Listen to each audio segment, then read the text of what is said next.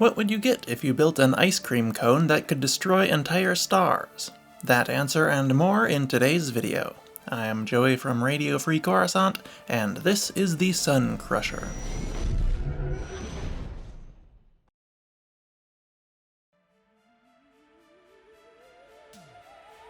Design. The Suncrusher was a nearly indestructible, starfighter-sized superweapon created by the Imperial Department of Military Research as an experimental potential alternative to the Death Star. Its form was that of a tall geodesic cone topped with a smaller, also conical command section. The cockpit had a boarding hatch on the right side, a viewport at the front, a small thruster at the rear, and several laser cannons around the rim and on the top.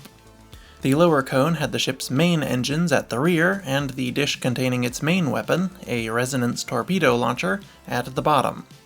The lower cone also contained the ship's power core, fuel slug, targeting computer, and torpedo storage.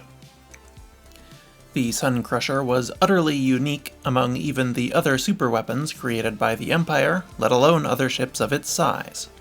It was clad in a special quantum crystalline armor designed just for this ship, which allowed it to deflect turbolaser shots that would obliterate most other ships, and on one occasion, even a glancing blow from a prototype Death Star. This armor was made of several layers of densely packed atoms laminated into a thin film and then phase-sifted, whatever that means. This effectively miniaturized capital-grade armor into something that could fit on a starfighter, though the cost of doing so was surely astronomical.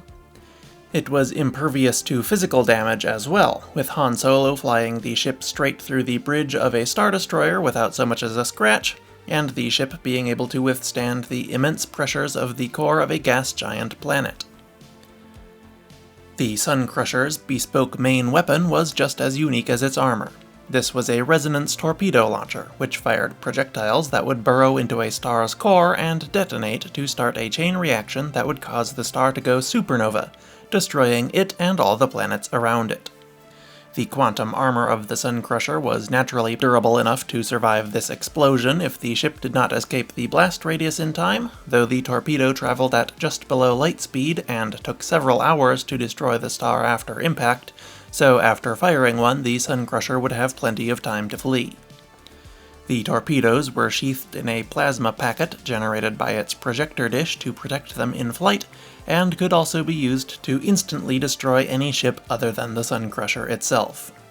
They were developed for the Death Star as an alternative to its superlaser, but were passed over for unknown reasons.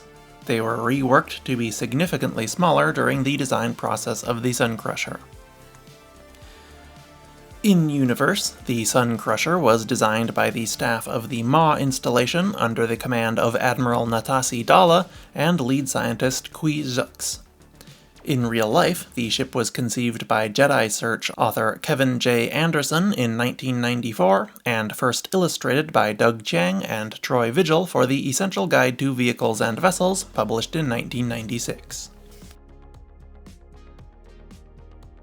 Specifications. The Suncrusher measured 13.5 meters tall by 5.6 meters in diameter without its laser cannons, or 7.8 meters long and wide with the laser cannon barrels pointing straight out. It had a top speed of 1,300 kilometers per hour and a Class 1 hyperdrive. The ship was armed with 5 laser cannons, its signature resonance torpedo launcher with a magazine of 11 torpedoes, and a tractor beam projector, a rarity for ships of this size. It was designed for a crew of 6, 1 pilot, 1 primary gunner, and 4 secondary gunners, though it could be flown by as little as just the pilot. It could carry no passengers unless some crew was left out, but had room for 65 kilograms of luggage and 4 days of consumables. Its cost is unknown and likely completely incalculable due to the unique nature of its armor and ordnance. I would be shocked if it cost less than an Imperial Star Destroyer's 150 million credits, and I would not be the slightest bit surprised if its cost was actually in the range of 1 billion credits. History. The Suncrusher was built using funds diverted from the Death Star project by Grand Moff Tarkin via the Maw installation, a top-secret research facility orbiting a remote black hole called the Maw that even Palpatine himself didn't know about. The facility and the Empire lost contact with one another upon Tarkin's death, but work at the Maw continued for decades nonetheless. In 11 ABY, the facility happened to be discovered by Han Solo, Chewbacca, and future Jedi student Kyp Durron. Han and Chewie were sent to Kessel as representatives of the New Republic, but were captured and enslaved by its administrator. After meeting fellow slave Kyp, the three of them managed to escape the planet, where they stumbled upon the nearby Maw installation, where they were captured again and found its staff unaware of the death of Tarkin and the fall of the Empire. They were forced to steal the Suncrusher to escape, and Kyp used his developing skills in the Force to navigate the Maw Cluster's maze of black holes, and rendezvous with Luke Skywalker and Lando Calrissian aboard the Millennium Falcon. They surrendered the Suncrusher to the New Republic, who cast it into the gas giant Yavin to attempt to destroy it, or at least render it inaccessible to anyone who would use its terrible destructive power. However, this would not last long. Kyp Durron joined Luke's Jedi Academy on Yavin 4, which, unbeknownst to anyone, was haunted by the ghost of a Sith Lord named Exar Kun. Kun had been attempting to groom another student named Gantoris into the dark side, but Gantoris eventually rejected his teachings. As revenge, Kun used his dark side powers to burn Gantoris alive, and after Gantoris' death, he began targeting Durron instead. At the peak of Kun's influence over Durron, he got into an altercation with a fellow student and used the dark side to rip Luke's soul from his body, leaving him comatose. He then used the Force to pull the Suncrusher from its resting place in Yavin's core and took off on a revenge mission against Admiral Dalla and what remained of the Empire in general. He used the Suncrusher to destroy the 7 stars in the Cauldron Nebula in an attempt to kill Dalla and to destroy the remains of her fleet, and then proceeded to the Imperial Academy of Karaida and threatened to destroy its solar system if the Academy didn't provide him the location of his brother Zeth.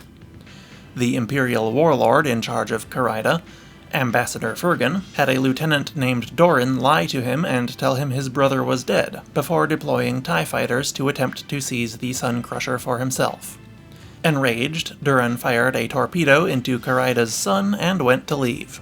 Fergan ordered the evacuation of the planet, prioritizing higher-ranked officers due to the limited number of transports at his disposal. However, Doran knew that he would rank too low to be allowed to board a ship, and came up with his own duplicitous scheme to escape. He tracked down Zeth, and contacted Kyp to reveal the lie and summon him back to save the both of them. Unfortunately, he decided to kill Zeth before Kyp could arrive, so he would be the only one to escape. He was not quick enough to do so before the Suncrusher arrived, though, and was caught attacking Zeth by Kyp. Kyp refused to let him board the ship, and Zeth shot him dead, but unfortunately this brief delay was just long enough to run out the clock on the supernova, and the star exploded before Kyp could reopen the hatch to save his brother.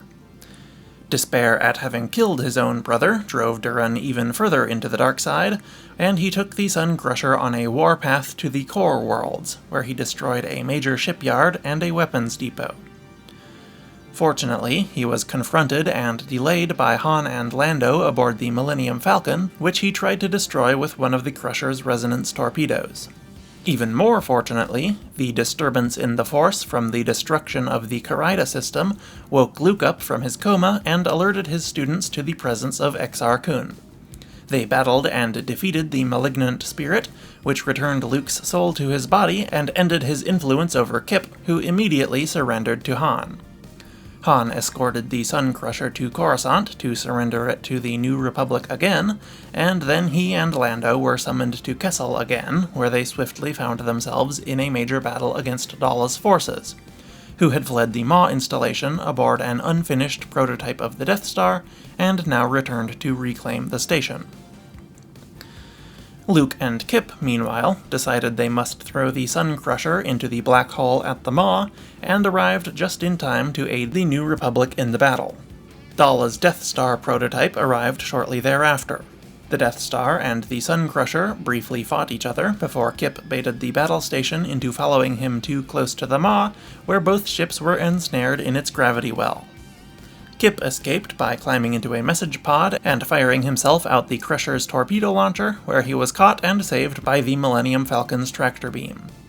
The Suncrusher itself and the prototype Death Star were not so lucky though, and both were sucked into the maw and destroyed by its gravity. And that's everything there is to know about the cutest superweapon in Star Wars, the Suncrusher. Let me know what you think of this ship and what others you'd like to see covered in the future. I have always thought it was completely ridiculous, seemingly the result of schoolyard one-upsmanship. Oh, you have a Death Star? Well, my ship is called the Suncrusher, and it shoots missiles that make stars explode. No, you can't shoot it with your super laser, it's too small. You can't use your Star Destroyers either, it's got quantum crystal armor and your turbo lasers just bounce right off. And its engines are so strong that I'll just smash through your Star Destroyers if you get in my way. The only way you can blow it up is if you throw it in a black hole.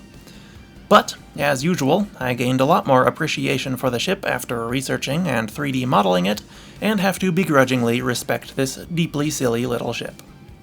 I mean, look at it. It's too cute not to like it. But like I said, let me know what you think. Thank you for watching, and I will see you next week. RFC out.